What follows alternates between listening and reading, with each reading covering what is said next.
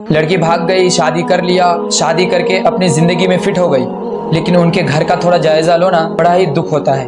उनके घर में उनके वालिद जो होता है, उनका बाप जो होता है, वो कई महीनों तक घर से नहीं निकलते। कई महीनों के बाद जब वो घर से निकलते हैं तो अपने सर को नीचे करके चलते हैं। वो सोचते हैं कहीं मेरी बेटी के बारे में ना पूछने गांव वाले मुझसे।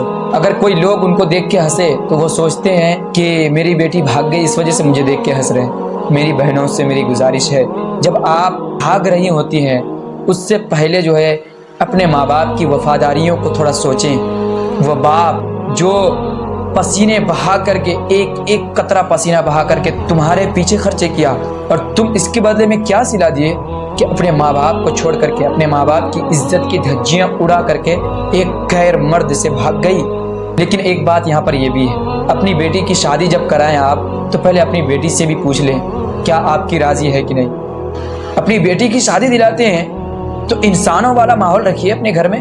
अपने घर में इंसानों वाला माहौल रखिए, जानवरों वाला माहौल मत रखिए अपने घरों में। ये कि अपनी बेटियों को जबरदस्ती शादी दिला दिया किसी और के साथ। शरीयत हमें इस बात की इजाजत देती है कि अगर आप अपनी बेटी की शादी दिलाएं तो सबसे पहले अपने बेटी से पूछें आपकी बेटी राजी है इस शादी से।